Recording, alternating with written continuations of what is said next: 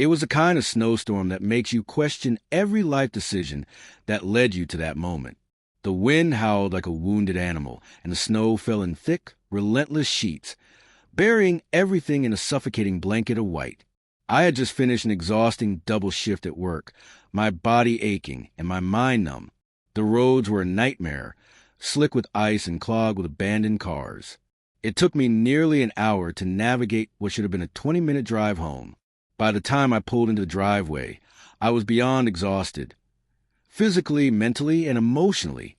Our house, a modest 3-bedroom home that I had once been proud to call mine, was lit up like a Christmas tree despite the late hour. It was almost midnight, and the glow from the windows spilled out onto the snow-covered lawn, casting long, eerie shadows. I trudged through knee-deep snow, my boots crunching with every step, my breath visible in the freezing air. The temperature had plummeted to negative 15 degrees, and the cold bit my skin like 1,000 tiny needles. When I reached the front door, I fumbled with my keys, my fingers stiff and clumsy from the cold. I inserted the key into the lock, turned it, and nothing. The lock didn't budge. Confused, I tried again, jiggling the key, thinking maybe it was frozen. Still nothing. I stepped back, checking the house number, half convinced I had somehow stumbled onto the wrong property. But no, this was my house. My key just didn't work. I knocked on the door, at first gently, then louder when no one answered. The sound echoed in the stillness of the night, swallowed by the storm. Finally, I saw a movement through the frosted glass of the window next to the door. The porch light flicked on, and there she was, Eleanor, my wife of 5 years, peering out at me. Relief washed over me, but it was short-lived. Her expression wasn't one of concern or apology. She looked amused. I motioned for her to open the door, but she shook her head, a small smirk playing on her lips. Confused and growing increasingly frustrated, I pulled out my phone and called her. She answered but didn't say anything.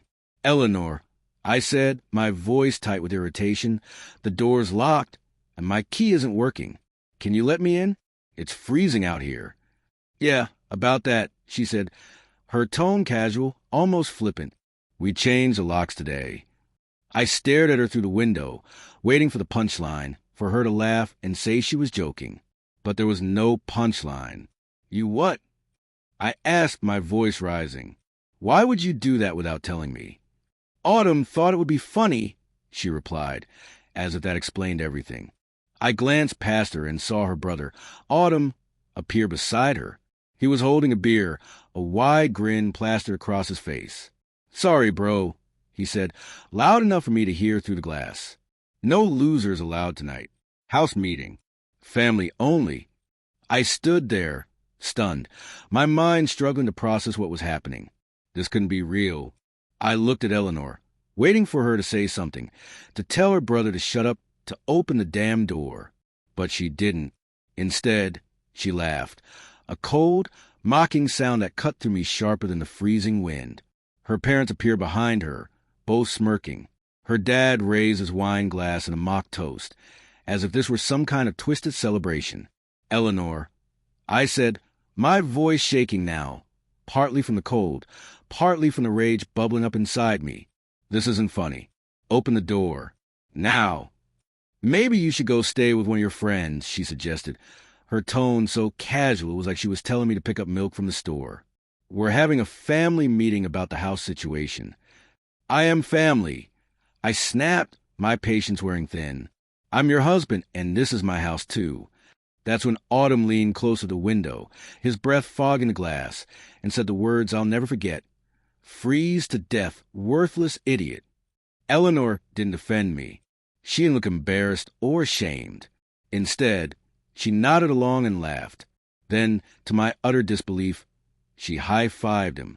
I stood there for about 30 more seconds, my phone at 2% battery, my car running low on gas in the middle of the worst blizzard our area had seen in decades.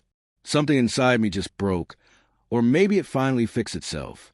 It's hard to explain. I didn't yell. I didn't bang on the door. I just turned around, trudged back to my car, and left. My phone died before I could call anyone, and the roads were now completely impassable in some areas. I managed to find a 24-hour diner that still had power and sat there, nursing a cup of coffee until morning, using their phone to call my buddy Brandon. He didn't ask questions, just told me I could crash at his place. I spent the next 3 days at Brandon's apartment, completely off the grid, no social media, no contact with anyone from my regular life. I needed time to think, to process what had happened. On Sunday night, I finally charged my old phone. 47 messages. That's not an exaggeration. 47 separate messages across texts, voicemails, and DMs on various platforms. The first few were angry. Atlas, stop being dramatic and come home.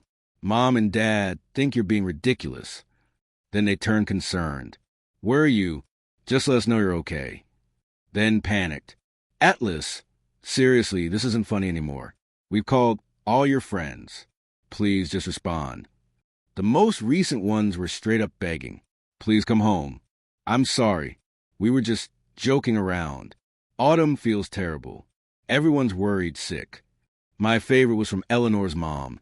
We never meant for you to actually leave. Please come back so we can talk this through as a family. As a family. The same family that locked me out in a life-threatening blizzard and laughed while doing it. I've never been the type to make scenes or dramatic gestures. I've always been a guy who compromises, who tries to keep the peace, the guy who let his in-laws take over his house for a year and a half without putting his foot down. But something changed that night, standing in the snow, watching my wife laugh at me through the window. I texted Eleanor back a single message. We need to talk. Meet me at Starbucks tomorrow at noon. Come alone. I've spent 3 days thinking about what I'm going to say to her, about what comes next, about the fact that I finally see my marriage for what it really is. And I've realized something important. Revenge isn't served cold, it's served. First off, holy crap, I did not expect my last post to blow up like that. My notifications have been going absolutely insane. Thank you all for support and advice. Reading through your comments has honestly helped me feel less crazy about the whole situation. So many of you asked about the Starbucks meeting and what happened during those 3 days. I was MIA. Here's the update I promised. When I walked away from my house that night, my mind was completely blank except for one thought. Don't let them see you break. I sat in my car for maybe 15 minutes, just letting the heater run while I stare at my hands, gripping the steering wheel so tightly my knuckles turned white. I didn't cry. I didn't punch the dashboard. I just existed. The roads were terrible, abandoned cars in ditches and all. Somehow, I managed to find this 24-hour diner called Mel's that still had power. The place was nearly empty, just a couple of truckers and the waitress who looked like she was questioning her life choices. I ordered a coffee and sat in the corner booth, trying to process what had just happened. My phone died around 1 a.m., which was probably for the best. I didn't want to see whatever garbage Eleanor or her family might be texting. I just sat there until sunrise, nursing the same coffee for hours while the waitress, her name was Josephine, total MVP, kept refilling it without charging me extra. When morning came, I borrowed the diner's phone to call my buddy Brandon. We hadn't hung out much since Eleanor's family moved in. They never liked him because he once called him out for monopolizing every conversation at my birthday dinner last year.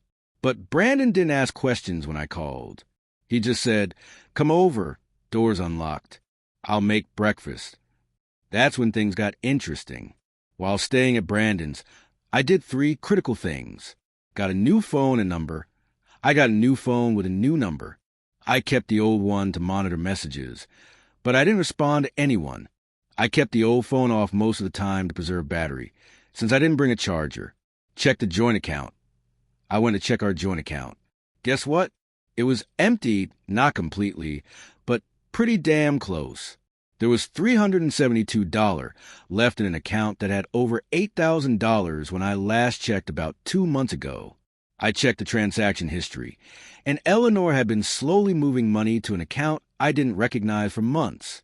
In total, about $7,800 of our money disappeared. Secured important documents. I went to our bank's branch and got into our safety deposit box to secure important documents, birth certificates, car titles, etc. Thankfully, I had put these documents there before her family moved in, so they couldn't touch them. Brandon was incredible through all of this. He let me crash on his couch, listen to me rant, and help me brainstorm next steps. He even let me borrow clothes, since I literally had nothing but what I was wearing when I got locked out. The second day, I went to work and spoke with HR about my situation. Not for sympathy, but to make sure Eleanor or her family couldn't cause problems for me.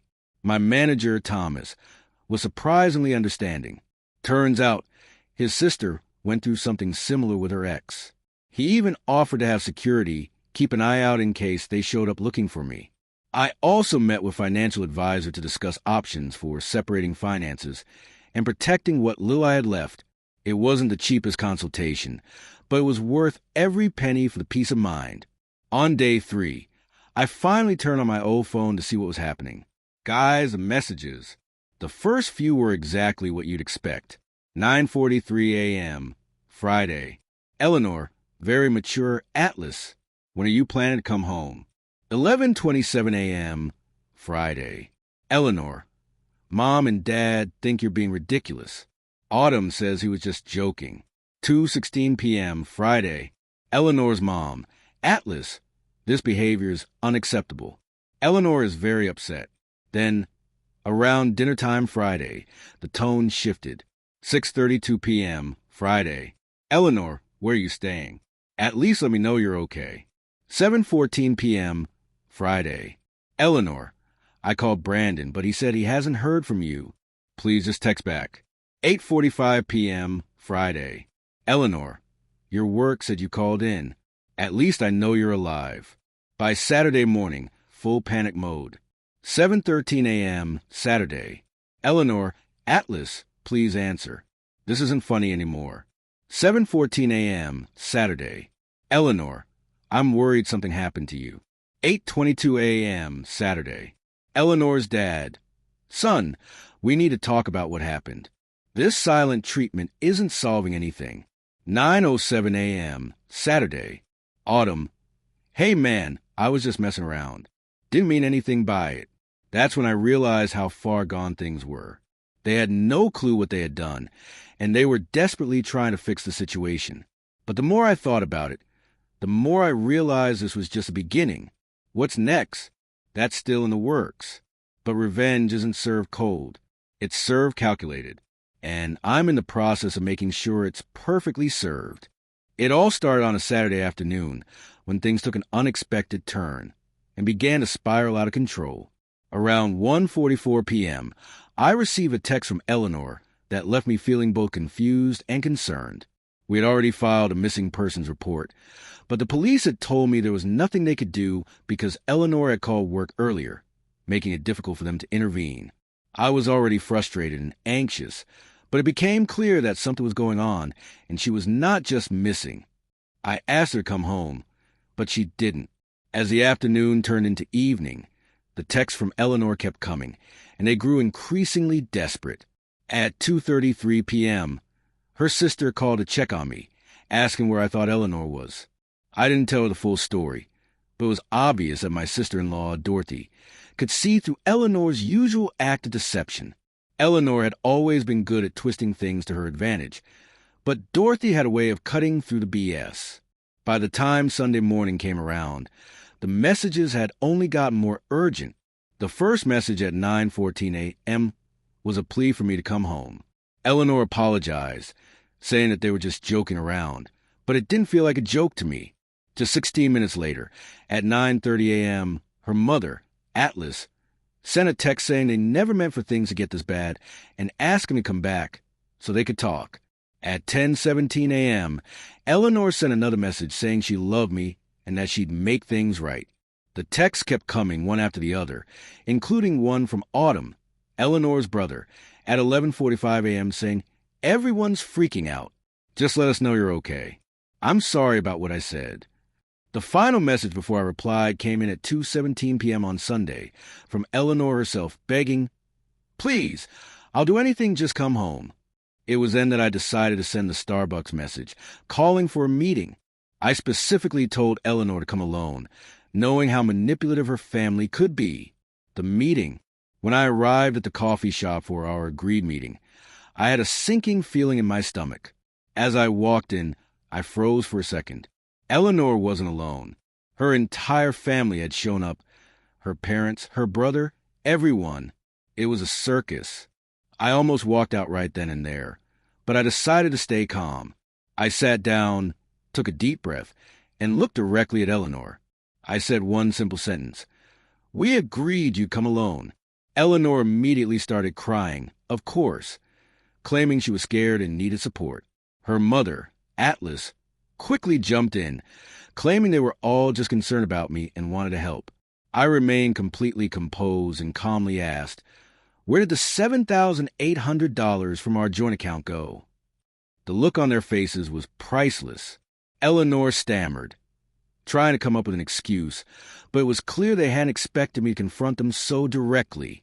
Her father tried to change the subject, but Autumn, the ever-irrelevant brother, had the audacity to say I was being selfish about money at a time like this.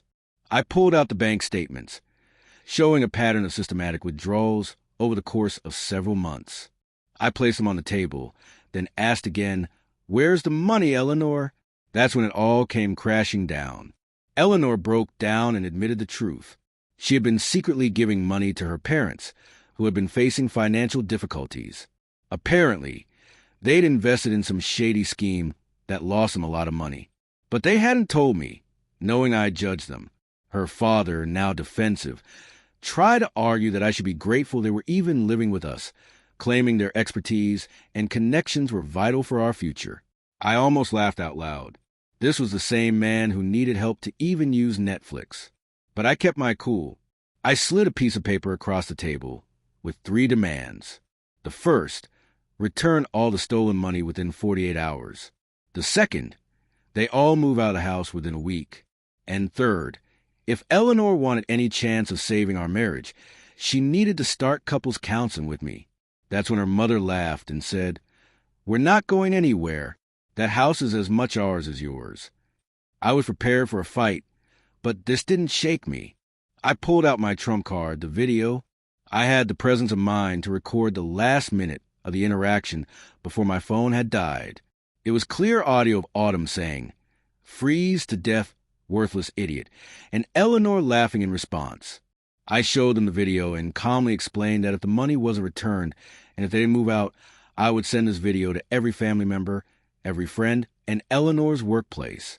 I also mentioned that I'd already spoken to a lawyer, a small lie but effective, warning them about the potential legal consequences regarding the reckless endangerment charge on the night they locked me out during a state-declared weather emergency.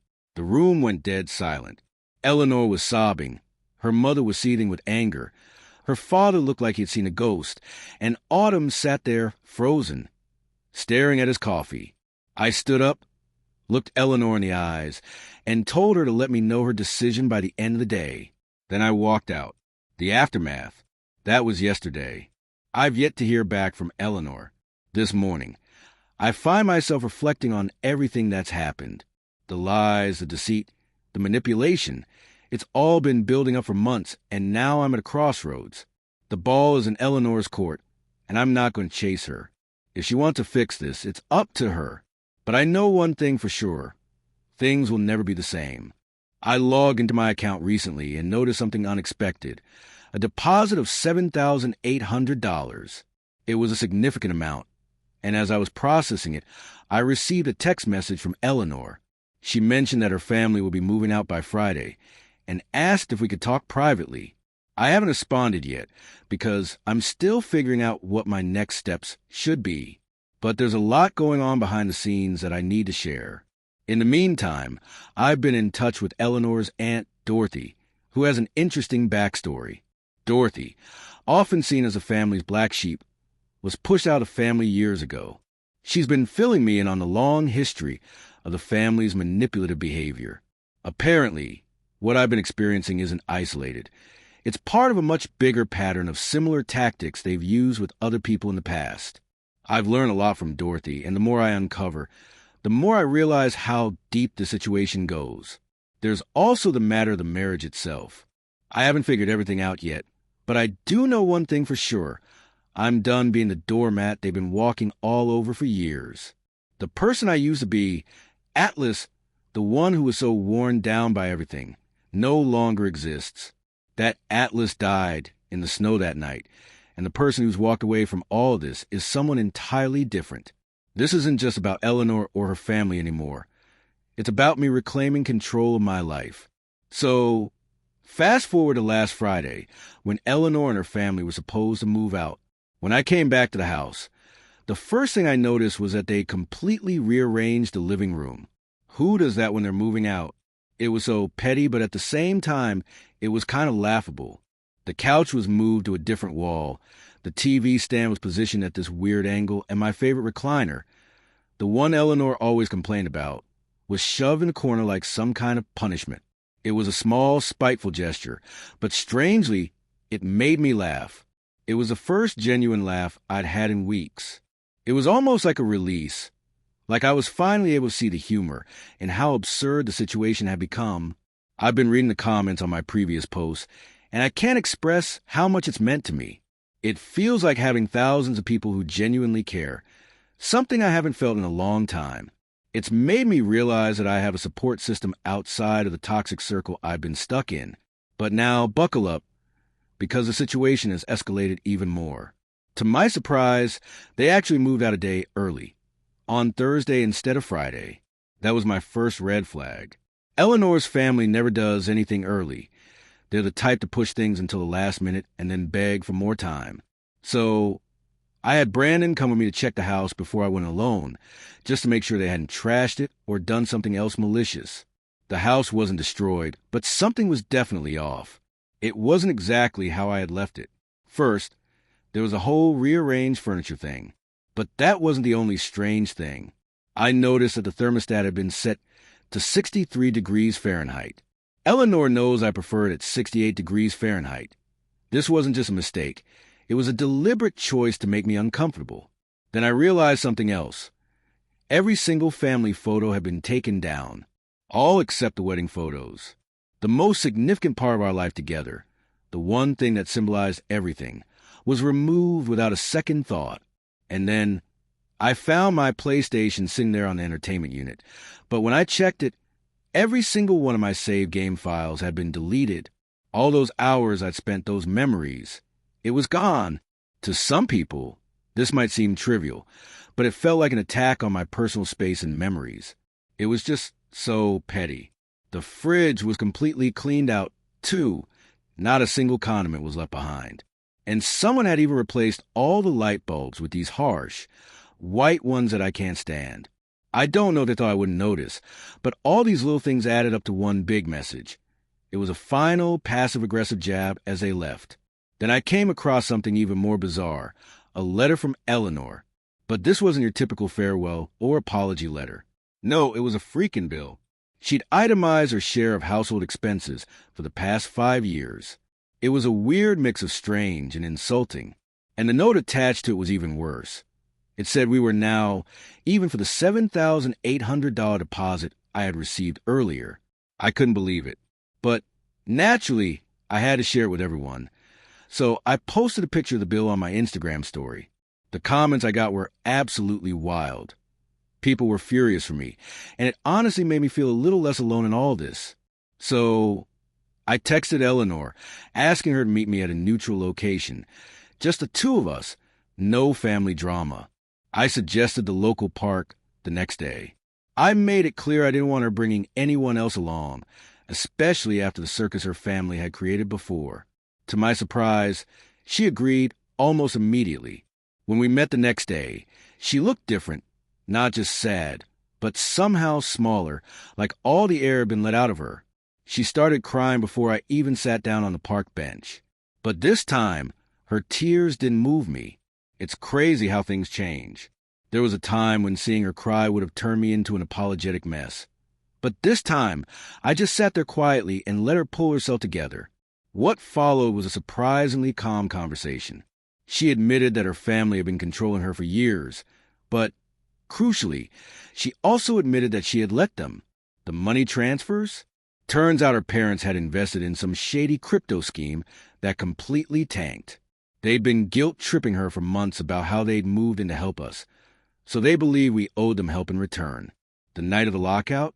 Apparently, it was Autumn's idea of a loyalty test.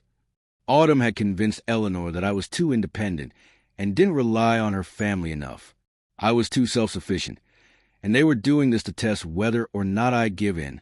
That was the breaking point for me. Eleanor didn't apologize or show any real remorse. She just justified her actions by blaming her family and the pressure they had put on her. But I'm done. This isn't about us anymore. It's about me reclaiming who I am and what I deserve. I finally reached a point where I can see through the manipulation, and I'm not going back. So, this is where things stand. I'm not sure yet how I'll move forward, but I do know that the old me, the one who let herself be pushed around, is gone, and I'll be updating again once I see what happens next. I'm not going back to being their doormat. The Atlas they once knew is dead. The one standing here now is someone entirely different. I needed to be put in my place, according to them. The lock change was supposed to be a temporary action, but it was really more about teaching me a lesson.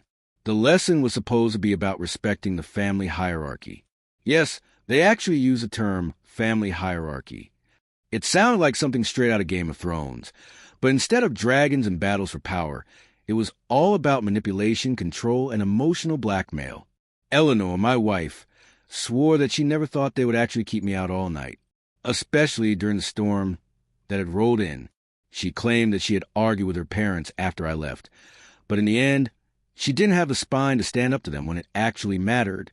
That burned me, especially because I had spent years supporting her, trusting her.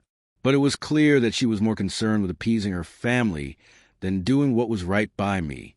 There was one question that had been eating at me for days, a question that finally spilled out during our conversation.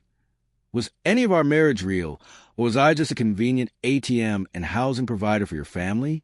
Her answer was complicated, like she was trying to cover herself and justify what had been happening. But even so, she admitted something that struck me deep. She said that she did love me, but she chose me partly because I was stable, and perhaps even more telling, I was easy to influence. Her exact words were, "I knew you'd never say no to me if I cried enough." That hit me harder than the lockout. In a way, that moment shattered everything I had thought I knew about our relationship. I felt used, manipulated, and betrayed. It was in that moment that I told her I wanted a divorce. She didn't seem all that surprised by my declaration. She just asked if there was anything she could do to change my mind. But I was resolute. I told her there was nothing she could say or do to fix what had been broken. Here's where it gets interesting. Do you remember Eleanor's Aunt Dorothy that I mentioned earlier? Turns out, she had been pushed out of the family years ago for reasons very similar to mine. Dorothy had refused to let Eleanor's parents control her finances and her life choices, and for that, they had ostracized her. I had met Dorothy only once, at our wedding, but Eleanor's parents made sure we barely had time to talk or connect. I never suspected then that Dorothy's story would become so relevant to mine. After everything that happened, I decided to track Dorothy down. I found her on Facebook and reached out. She was more than willing to share her experience with me. As it turned out, what I had gone through wasn't an isolated incident at all. It was part of a long-standing pattern of manipulation that the family had been using for years. Dorothy suggested something brilliant. Confront them all at once. Hit them where it hurts, and expose the family's toxic behavior for everyone to see. There was a big family dinner coming up, and Dorothy had been reconnecting with some extended family members who were also fed up with Eleanor's parents and their manipulative ways. These extended family members had been too afraid to speak up for years, but with Dorothy's support, they were ready to stand with me. So, last Sunday, I decided to make my move. I showed up unannounced at Eleanor's grandparents' house during their monthly family dinner. Dorothy came with me for moral support. And let me tell you, the look on everyone's face when we walked in together was absolutely priceless. Eleanor's mom actually choked on her wine. Her dad went pale as a ghost, like he'd just seen a ghost. And Eleanor's brother, Autumn, tried to leave. But his girlfriend, who I had always liked and respected, made him stay put. I didn't yell. I didn't make a scene, but I knew this was the moment to take control of the situation. I calmly laid out everything: the lockout, the stolen money, the years of emotional manipulation. I played the video of them laughing at me in the snow, showing the world what they had done to me. Then Dorothy shared her own story, which eerily mirrored mine in so many ways. It was a painful echo of my own experiences, and when she spoke, you could see the effect it had on everyone in the room. The extended family members, who had been too afraid to speak up before, were now visibly shaken. Some of them started texting furiously, probably trying to figure out what to say or what to do next. Eleanor's grandparents looked horrified, and her cousins, who had been in the dark about all of this, were now scrambling to process everything they had just learned. What happened next? I don't know yet, but the air in that room was thick with tension, and for the first time, I felt like I had taken back some power. I had refused to let them control my life any longer, and I wasn't about to let them get away with it. 2 weeks ago, the situation had reached its boiling point. It all started during a family gathering when Robert, of all people, finally stood up and shared his own experience. He admitted that years ago, he had been subjected to similar manipulative treatment by Eleanor's parents. He had thought, at the time, that he was the only one. But it seemed like once he spoke up, it triggered something in the rest of the family. One by one, other family members began to share their own stories of manipulation at the hands of Eleanor's parents. It was like watching a series of dominoes fall, each story revealing how long they had kept their grievances bottled up. Years of suppressed resentment came pouring out in one overwhelming wave. But the moment that really stood out was when Autumn, Eleanor's cousin, finally cracked. She had been in denial for so long, defending Eleanor's parents, but the pressure hearing everyone else speak up finally took its toll. Autumn admitted, with a look of guilt and remorse, that locking me out of the house had been a calculated move designed to push me away permanently. Her admission was like a thunderclap in the room. Autumn's girlfriend, who had been silently observing up until that point, couldn't take it any more. She dumped Autumn right there and, in a moment of surprising clarity, asked if she could catch a ride home with Dorothy and me. Dorothy and I, of course, agreed without hesitation. The tension in the room was palpable. Eleanor's parents tried desperately to regain control of the situation. Eleanor's father stood up, his face red with anger, and shouted at everyone, demanding that we all calm down. He accused me of manipulating the situation for my own gain. But no one was buying it. The room was filled with quiet defiance. Eleanor's mother then attempted to turn the tables by blaming Eleanor for mishandling the situation, but it backfired spectacularly. Everyone could see through the manipulation, and the room fell silent in disbelief. Then, Eleanor did something none of us had expected. For the first time in years, she stood up to her parents. It wasn't a gentle confrontation either. With a fiery conviction, she told them she was done being their puppet. She admitted, with visible pain, that she had lost her marriage because of their constant interference and manipulation. In a dramatic gesture that I'll never forget, she threw her phone at her father and told him, point blank, that she was blocking them all until they agreed to get professional help. The finality in her voice was like a weight being lifted from her shoulders. At that moment, I realized that all the years of emotional strain, the simmering resentments, and the hurtful manipulation had finally caught up with them. And it wasn't just Eleanor. It was the entire family that had been silently suffering under the thumb of Eleanor's parents.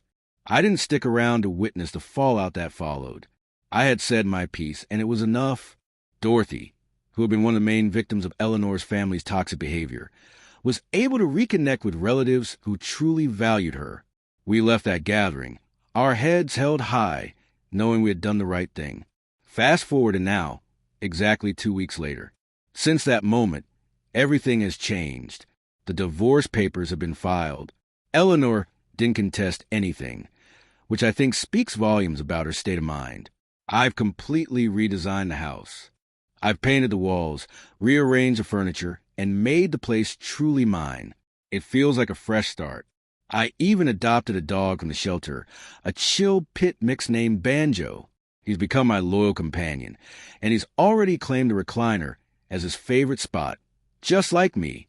As for Eleanor's parents, I heard they left town to visit relatives, though I suspect it was more to escape the family shame than anything else. Meanwhile, Autumn, who had always been so sure of herself, faced the consequences of her actions.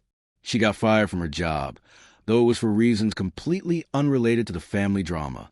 Karma, I suppose, is a powerful force. Dorothy and I have become good friends since then. She has been an incredible support system through this entire process, offering advice, a listening ear, and even some much-needed laughter. I've also reconnected with friends, those whom Eleanor's family had pushed away over the years. It's been a surprising and comforting reunion. The weirdest part of all this came yesterday when Eleanor came by to collect the last of her things. I wasn't sure what to expect. She seemed different. She seemed more like herself, whatever that means. She told me she had started therapy, that she was living with her cousin for the time being, and that she was genuinely sorry. It wasn't an apology to get me back. She made that clear.